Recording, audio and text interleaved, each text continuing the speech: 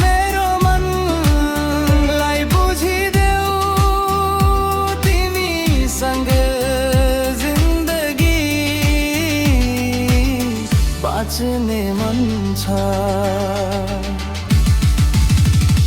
तिम्रो नाम